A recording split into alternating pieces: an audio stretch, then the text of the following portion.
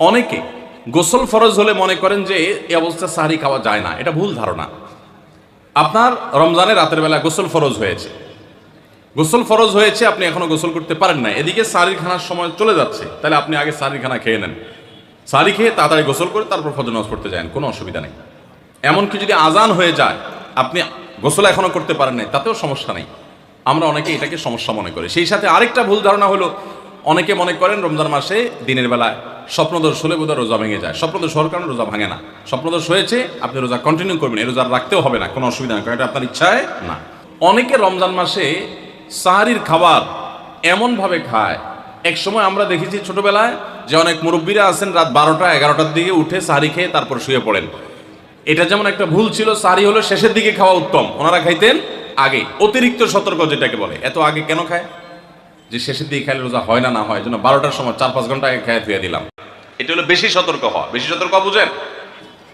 এক লোক দোতলা শুয়ে আছে ফ্লোরে, তো একটু পর পর মাথা উপর দিকে উঠে ফেলতেছে। কেউ জিজ্ঞাসা করলো, কি ব্যাপার, তুমি কি এমন কেন করতেছো? ফ্লোরে শুয়ে আসো চিত হয়ে, একটু বড় মাথা উঠাও কেন? তো লোকটা বললো, নিচের ফ্লোরে একজনে সুই সুতা দিয়ে কাপড় সিলাইতেছে, এইভাবে সেলাই করে টান দেন উপর দিকে। তো বলে যে সতর্ক থাকতে তো দোষ নাই, যদি ফ্লোর ভেদ করে আমার মাথা লাগে, এই জন্য মাথা উঠে ফেলতেছে। তো এটা অতিরিক্ত সতর্কতা হলো না? সতর্কতা ভালো, কিন্তু অতি সতর্কতা ভালো না। সাহারি অনেকে রাত 12টা 1টার সময় খান, এটা হলো অতিরিক্ত সতর্কতা। এত বেশি ভালো না, এত অতিরিক্ত সতর্ক হওয়া বরং নিষেধ। হাদিসে নবী সাল্লাল্লাহু আলাইহি ওয়াসাল্লাম আমাদেরকে সাহারি শেষের দিকে খেতে বলেছে। এখন আরেকটা ভুল হলো, অনেকে সাহারি এত শেষে খান যে মুয়াজ্জিনের সাথে ওনার কম্পিটিশন হয়। মুয়াজ্জিন মাইক ধরে মাইকের সামনে দাঁড়ায়, মুয়াজ্জিন ঘড়ির দিকে তাকাতে তাকে টিক টিক টিক টিক আগাইতেছে কাটা। মুয়াজ্জিন প্রস্তুতি নিচ্ছে যে আল্লাহু আকবার করে হাঁক দিবে, আর উনিও ওইদিকে প্লেট হাতে গ্লাস হাতে খাবার খাচ্ছেন, ধুমায়া খাচ্ছেন, এবং কম্পিটিশনে লিপ্ত হয়েছেন যে মুয়াজ্জিন আগে আল্লাহু আকবার বলে না, তিনি আগে গিলে শেষ করেন। এরকম কম্পিটিশন হয় কি হয় না? বেশিরভাগ লোক, বিশেষ করে আমাদের যে কোনো কাজে আমরা একেবারে শেষ মুহূর্ত পর্যন্ত না ঠেকালে ভালো লাগে না। এই যে একদম আজান হওয়ার আগ মুহূর্ত পর্যন্ত খেতে থাকা, অনেক সময় দেখা যায় যে ভেতরে যেতে যাচ্ছে আজান পড়তেছে, এখনো আমার গলার নিচেও নামে না, এদিকে আল্লাহু আকবার শুরু করে দিছি, আল্লাহু আকবার শুরু করতেছে, তখনও চাবাই দিছি, এবার ফালাই দিছি। দেরিতে সাহারি খাওয়া সুন্নাত, এর মানে এই না যে এত দেরি করবেন যে মুয়াজ্জিনের সাথে আপনি চোর পুলিশ খেলাবেন। এত দেরি করা এটা অবশ্যই সুন্নাহ নয়। নবী করিম সাল্লাল্লাহু আলাইহি ওয়াসাল্লাম সাহারি খেয়ে শেষ করার পর ফজরের নামাজ পড়তেন, মাঝখানে 50 আয়াত পড়ার মতো গ্যাপ থাকতো। 50 আয়াতের গ্যাপ মানে হলো 5 থেকে 7 মিনিট এভারেজ, এরকম গ্যাপ তিনি দিতেন, তারপর তিনি নামাজ পড়তেন। তো এই জন্য ভাইরা আমার, সাহারির সময়, ভোর রাতের সময়টা হলো দোয়া কবুলের সবচেয়ে মোক্ষম সময়। 24 ঘন্টার ভিতরে দোয়া কবুলের সবচেয়ে আদর্শ সময়, যে সময়ের দোয়া কবুলের সম্ভাবনা সবচেয়ে বেশি, সেটা হলো ভোর রাতের সময়টা। আল্লাহ সুবহানাহু ওয়া তাআলা ডেকে ডেকে বান্দার ক্ষমা ঘোষণা করেন, বিপদ আপদ দূর করেন, অসুখ বিসুখ দূর করেন।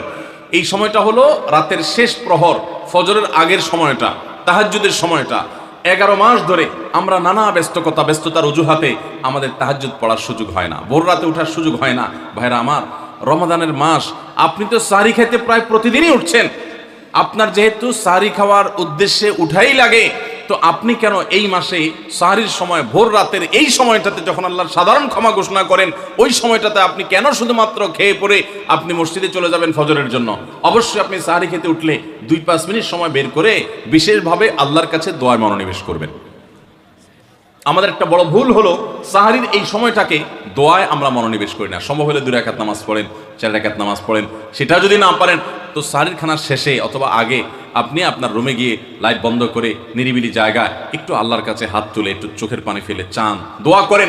দোয়ার এই সুযোগটা 11 মাস আপনি পান না, রমজান মাসে সাহরির উসিলায় পেয়েছেন, তো আপনি সেই সুযোগটা কেন হাতছাড়া করবেন? আমি বিনয়ের সাথে বলতে চাই, একজন মানুষের যেন আমরা এই সুযোগটা হাতছাড়া না করি। আমি পারতপক্ষে কোনোদিন এই সুযোগটা হাতছাড়া করি না ভাইরা। যেদিন কিছুই করতে পারি না, ওইরকম দোয়া করার সময় হয়তো নাই, কোনো কারণে দেরি হয়ে গেছে উঠতে, ওই দিন খাইতে খাইতে মনে মনে দোয়া করার চেষ্টা করি, প্লেটটা ধুইতে ধুইতে দোয়া করার চেষ্টা করি। কারণ মুয়াজ্জিন ফজরের আজান যখন দেন, ওয়াক্ত যখন হয়, তার আগ মুহূর্ত পর্যন্ত আল্লাহ তাআলা দুনিয়ার আসমানে এসে তারপরে বান্দাকে ডেকে ডেকে বলেন, আলা মিন মুবতালান তোমাদের মধ্যে কেউ কি অসুস্থ আছো ফাআফিয়াহু, আমি তাকে সুস্থতা দান করব। আল্লাহ মিন মুস্তাগফিরিন ফাগফির লাহ, তোমাদের মধ্যে কেউ কি আছো ক্ষমা প্রার্থনাকারী, আমি তাকে ক্ষমা করে দিব। এভাবে ডেকে ডেকে আল্লাহ তাআলা দিতে থাকেন।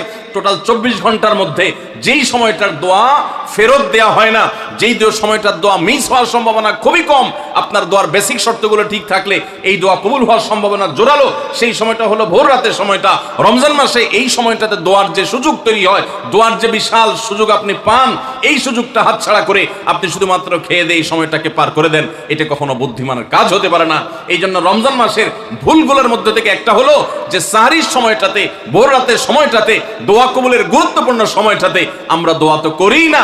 অনেকে ওই সময় আজকাল সাহরি পার্টি বের করেছেন, তামাশা বের করেছেন, অনেকে টেলিভিশনের প্রোগ্রাম দেখেন। কোন চ্যানেলে সাহরির সময়ের কোন প্রোগ্রাম আমরাও মাঝে মধ্যে এগুলো আগে রেকর্ড করা থাকে। সাহরির সময় আমরা টেলিভিশনে প্রোগ্রাম করতে চাই না, আগে রেকর্ড করা থাকে, সেগুলো চলে। এগুলো হলো তাদের জন্য যারা টেলিভিশনে হারাম জিনিস দেখবে, ওই টাইমটাতে সে যেন হারাম জিনিস না দেখে ভালো কিছু দেখে। আপনাদেরকে আমরা বলবো কখনো ওই ভোর রাতের ওই সময় ইসলামিক প্রোগ্রামও দেখতে যাবেন না। আপনি ওই সময়টাতে আল্লাহর সাথে কথা বলবেন, ওই টাইমটা ইবাদতের সময়, ওই টাইমটা দোয়া এবং রোনাজারের সময়। আমরা বেশিরভাগ মানুষ এই ভুলটা করি যে রমজানে আল্লাহর কাছে পাওয়ার এই বিশাল সুযোগ আমরা হাতছাড়া করে ফেলি। আমরা এখন থেকে সাহরিতে উঠলে দোয়া করবো তো ইনশাআল্লাহ। আল্লাহ আমাদের সবাইকে তৌফিক দান করুন। অনেকে রোজা রেখে থুতু গেলাটাকে দোষণীয় মনে করেন যে রোজা রেখে বোধহয় থুতু গেলা যায় না, এই জন্য ঘন ঘন থুতু ফেলে দেখবেন অনেকে আছেন। বিশেষ করে নতুন যখন রোজা রাখে পোলাপান, তখন দেখবেন যে মিনিটে থুতু ফেলে, আছে না নাই? এই ঘন ঘন রোজা রাখে আপনার থুতু ফেলে কেন? কারণ মনে করতেছে থুতু গিললে তার রোজা ভেঙে যাবে। ভাই, থুতু যদি আপনি না গিলেন আপনি বাঁচবেন? থুতু না গিললে কেউ বাঁচবে? যতই আপনি থুতু ফেলেন, আপনার থুতু তো কিছু না কিছু ভিতরে যাবেই। যদি না যায়, গলা শুকিয়ে গেলে তো আপনি মরেই যাবেন। এই জন্য এটা একটা ভুল যে আমরা মনে করি থুতু ফেলা লাগে। রোজা রেখে রোজার কারণে এক্সট্রা কোনো থুতু ফেলার দরকার নাই। আপনার মুখে বালু চলে আসছে, একটা মশা ঢুকে গেছে, আপনি রোজা আছে, এটা যেন ভিতরে না যায়, সেজন্য থুতুটা ফেলে দিলেন, এটা ভিন্ন কথা। আপনি বেসিনে গিয়ে ফেলে আপনি একটু পানি ঢেলে দিলেন। কিন্তু রোজা রেখে ঘন ঘন থুতু ফেলতে হবে, থুতু গিলা যাবে না, এরকম কোনো কথা নাই। এটা আমাদের একটা ভুল, রমজান কেন্দ্রিক একটা ভুল। আপনার যদি রাতে ঘুম না পুরে আবার দিনে ডিউটি থাকে, ঘুম একটু যদি যাওয়াই লাগে, তো ফজরের পর ঘুমাবেন না।